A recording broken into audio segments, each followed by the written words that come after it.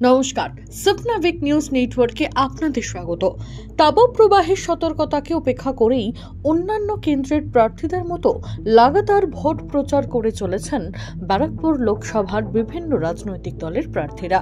সকাল থেকে রাত মানুষের দুয়ারে দুয়ারে পৌঁছানো নিত্যদিনের কাজ হয়ে দাঁড়িয়েছে তৃণমূল বিজেপি যুযুধান দুই প্রার্থীর। তবে আজ খানিকটা পথ বদলালেন করালিবাবু।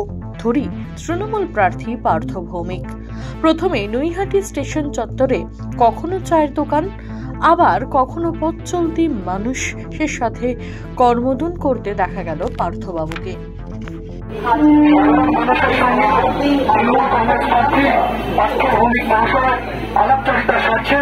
এই এলাকার মানুষকে আগামী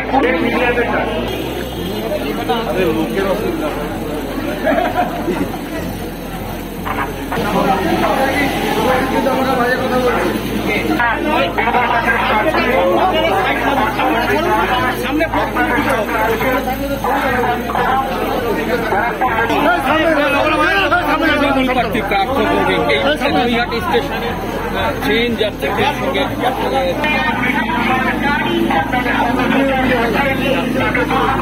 সাজেশন দিচ্ছে এবং প্রিয় প্রার্থীকে কিভাবে পেতে চান আগামীতে সেই সম্পর্কে মন খুলে বলছে। এখনো অব্দি হাজার হাজার মানুষ এখানে লগ ইন করেছেন। আপনারা জানাবেন আমি নিশ্চিত আজকে এই প্রার্থী বরাবরই এখানেই শেষ নয়। রেলের ঘোষিত সময় অনুযায়ী সকালবেলা নৈহাটি লোকালে চড়ে বসলেন তিনি। আচমকা আর পাঁচটা সাধারণ মানুষের মতোই সবার মাঝখানে বসে পড়তে দেখা গেল তৃণমূল প্রার্থীকে। যদিও তাকে সামনে পেয়ে সাধারণ মানুষেরাও কিছু অভাব অভিযোগের কথা জানান।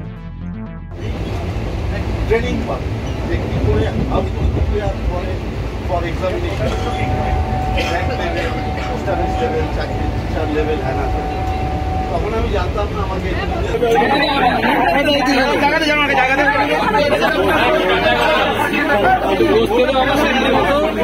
বসতে তো দে। এই সিটটার উপরে সবচেয়ে বেশি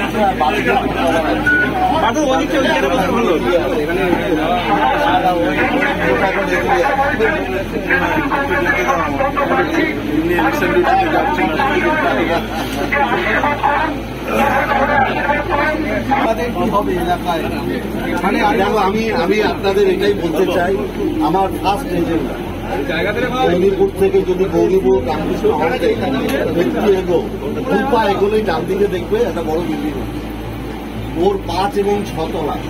এটা আমি নৈহাটির জন্য ভেবেছি। আমাদের 2 বছর লাগবে।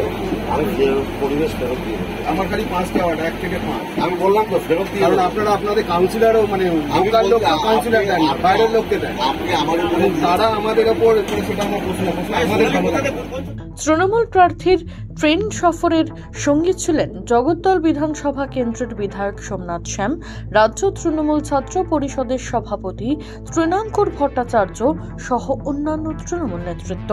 এদিন সাংবাদিকদের মুখোমুখি হয়ে তৃণমূল প্রার্থী পার্থ ভৌমিক কি বললেন শুনব। নকল করছি না, আর আমি সিপিএমকে জীবনে কোনোদিন নকল করবো না। আমি বাড়ি বাড়ি আপনারা দেখছেন সকাল থেকে রাত অবধি এলাকায় এলাকায় অলিতে গলিতে প্রচার করছি। যারা সরকারি চাকুরে কিংবা যারা কলেজে যায় কিংবা যাদের দৈনন্দিন কাজকর্মের জন্য রোজ কলকাতায় যেতে হয়, আমার তাদের সাথে সাক্ষাৎ হচ্ছে না। আমি তো দেখলেন আপনারা স্টেশনে প্রচুর মানুষ আমায় ডেকে কথা বলছেন। এবার আমি উঠবো, সবাইকে হাত জোর করে অনুরোধ করব, কথা বলবো। হ্যাঁ, অতি অবশ্যই ভোটের প্রচারের জন্যই তো এসেছি।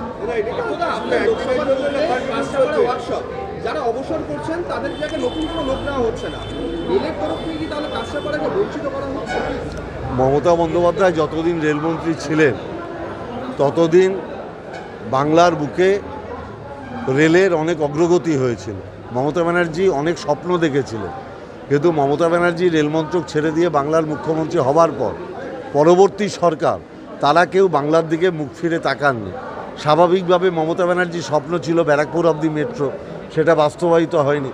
মমতা ব্যানার্জির স্বপ্ন ছিল কাঁচরাপাড়া ওয়ার্কশপে তার এক্সপ্যানশন, সেটা হয়নি। বাংলা বিভিন্ন জায়গা থেকে বঞ্চিত হয়েছে। সুফল মজুমদার, সাবনাভিক নিউজ, নৈহাটি। সমস্ত খবরের আপডেট পেতে লাইক করে সাবস্ক্রাইব করুন সাবনাভিক নিউজ। সেই সঙ্গে বেল বাটন প্রেস করতে ভুলবেন না। আপনাদের একটা সাবস্ক্রিপশন আমাদের জন্য অত্যন্ত মূল্যবান।